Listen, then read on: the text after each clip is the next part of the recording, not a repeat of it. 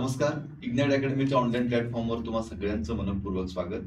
समाज कल्याण विभागाची परीक्षा आजपासून सुरू झाली आहे. पहिल्या शिफ्टचा पेपर झालेला आहे. पहिल्या शिफ्टचा पेपर संपल्यानंतर विद्यार्थिनींकडून आपण आजच्या पेपरची प्रतिक्रिया घेतलेली आहे. कारण आजचा पेपर हा गृहपाल अधीक्षक महिला या पोस्टसाठी. चला तर मग या व्हिडिओमध्ये आपण जाणून घेणार आहोत कसा होता आजचा पेपर आणि आजचा पेपर संपूर्ण विश्लेषण. मराठीचा विचार केला आपण तर मराठीमध्ये बघा काय काय विचारलेलं आहे. म्हणी विचारलेल्या आहेत. 2 ते 3 प्रश्न म्हणींवरती आहेत. सरासरीवरती 2 ते 3 समासावरती 2 ते 3 प्रश्न आहेत. मराठीत पॅसेज सुद्धा विचारलेला आहे. उतारा आहे 5 प्रश्न. लेखक आणि टोपण नावे 2 प्रश्न या ठिकाणी आलेले आहेत. समानार्थी 2 प्रश्न आहेत. विरुद्धार्थी 2 प्रश्न आहेत. वाक्य प्रचारावरती सुद्धा 2 प्रश्न आलेले आहेत आणि अलंकारावरती सुद्धा या ठिकाणी 2 प्रश्न या मराठी व्याकरणामध्ये विचारलेले आहेत. तर आपण बघूया पुढे इंग्लिश मध्ये काय विचारलेलं आहे. तर इंग्लिश मध्ये आर्टिकल्स वर 3 ते 4 क्वेश्चन आहेत, लक्षात घ्या. त्यानंतर क्लोज टेस्ट वरती 5 प्रश्न या शिफ्ट मध्ये आपल्याला बघायला भेटलेले आहेत. त्यानंतर वन वर्ड सबस्टिट्यूशन वरती 1 प्रश्न आहे. मिसस्पेल्ड स्पेलिंग मिस्टेक संदर्भात प्रश्न आहे. 1 ते 2 प्रश्न यावरती विचारलेले आहेत, लक्षात घ्या. त्यानंतर एरर फाइंड द एरर किंवा स्पॉट द एरर आपण त्याला म्हणतो, त्याच्यावरती 4 प्रश्न विचारलेले आहेत. सिनोनिम्स 2 आहेत. अँथोनिम्स 2 आहेत. इडियम्स अँड फ्रेजेस वरती या ठिकाणी 3 प्रश्न हे आजच्या पहिल्या शिफ्ट मध्ये विचारलेले आहेत आणि इंग्रजीमध्ये सुद्धा पॅसेज विचारलेला आहे. 5 प्रश्न त्यावरती होते. अशा पद्धतीने आपण मराठी आणि इंग्रजी समजून घेतलं. आता बघूया आपण गणित बुद्धिमापन चाचणीमध्ये काय विचारलेलं आहे. तर बघा आजच्या पेपरचा विचार केला तर रिझनिंग आपल्याला खूप कमी बघायला भेटलं. जास्तीत जास्त प्रश्न हे मॅथ वरती होते, हे लक्षात घ्या. त्यामध्ये सरासरीवरती प्रश्न विचारलेले आहेत. समीकरण आहेत. त्यानंतर प्रमाण आहे. टक्केवारी आहे. त्यानंतर विलिनीकरण आहे. वर्गवारीवरती सुद्धा प्रश्न आहे, लक्षात घ्या. वर्गवारी. त्यानंतर मिश्रणे आहेत. पदावली आहे. व्याज आहे. अर्थात सिंपल इंटरेस्ट वरती प्रश्न विचारलेला आहे आणि नफा तोटा सुद्धा या ठिकाणी आहे. जास्तीत जास्त गणित आजच्या पेपरला आपल्याला बघायला मिळालेलं आहे. त्यानंतर आता बघूया आपण जीके जीएस मध्ये काय विचारलेलं आहे.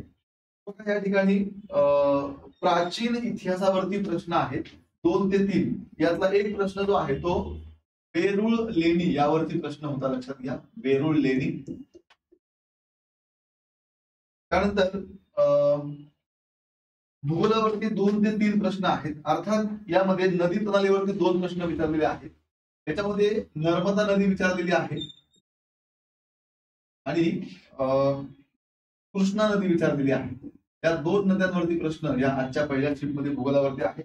त्यानंतर भूगोलामध्ये आपल्याला साक्षरता सुद्धा विचारलेली आहे, लक्षात घ्या. साक्षरता आता खरं तर याला आपण चालू घडामोडीमध्ये पण म्हणू शकतो आणि भूगोलामध्ये म्हणू शकतो. साक्षरता आणि लिंग गुणोत्तर यावरतीही प्रश्न आहेत, लक्षात घ्या. साक्षरता व लिंग गुणोत्तर.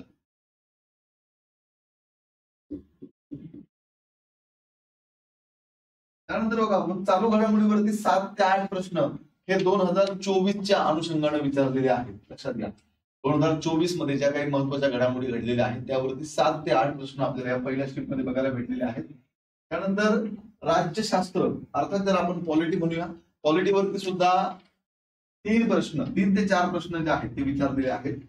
त्यामध्ये मूलभूत हक्कांवरती प्रश्न आहे आणि राज्य शासनावरती प्रश्न आहेत, लक्षात घ्या. मूलभूत हक्क आणि राज्य शासन यावरती प्रश्न आहेत.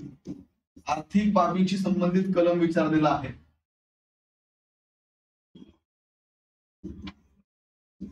आर्थिक बाबींसंदर्भातलं कलम. अशा पद्धतीनं पॉलिटीवरती आपल्याला 4 प्रश्न जे आहेत त्या शिफ्ट मध्ये बघायला मिळालेले आहेत. त्यानंतर व्यक्तिविशेषवरती प्रश्न आहे. अर्थात व्यक्तीचं नाव कळू शकलेलं नाही पण व्यक्तिविशेषवरती प्रश्न आहे. त्यानंतर खेळावरती प्रश्न आहे. अर्थात बॅडमिंटनच्या अनुषंगाने प्रश्न आहे. योजना विचारलेल्या आहेत. 2 योजना आहेत. इतिहासाचा विचार केला आपण तर यामध्ये स्वराज्य चळवळ यावरतीही प्रश्न आहे, लक्षात घ्या. स्वराज्य चळवळ.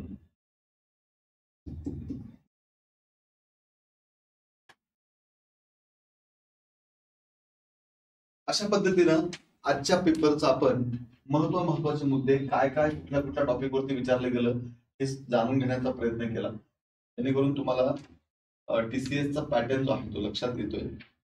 या अनालिसिसच्या माध्यमातून तुम्हाला एक आत्मविश्वास देखील येतो. आणि सगळ्यात महत्वाची गोष्ट, इग्नाइट अकॅडमीच्या माध्यमातून आपण जे रिव्हिजन सेशन ह्या सगळ्या परीक्षांसाठी घेतलेले आहे त्याचा खूप चांगला फायदा हा विद्यार्थ्यांना झालेला आहे, अशा प्रतिक्रिया आमच्यापर्यंत आलेल्या आहेत. तेव्हा तुम्ही ही इथून पुढे येणाऱ्या वेगवेगळ्या सरळ सेवा परीक्षेची तयारी करत असाल तर तुमच्यासाठी इग्नाइट अकॅडमीची ही एक सर्वसमावेशक टीसीएस IBPS पॅटर्न वरती आधारित बॅच आहे. या बॅचचा नक्कीच तुम्हाला फायदा येणाऱ्या सगळ्या परीक्षांसाठी होईल. यासाठी तुम्हाला इग्नाइट अकॅडमीचे ऍप डाउनलोड करायचं आहे आणि हवी असलेली बॅच जॉईन करायची आहे. अधिक माहितीसाठी 8888256117 या नंबरला संपर्क करायचा आहे. मग सगळ्यांना इथून पुढे होणाऱ्या सर्व परीक्षांसाठी शुभेच्छा देऊन आजचा व्हिडिओ थांबवतो. धन्यवाद.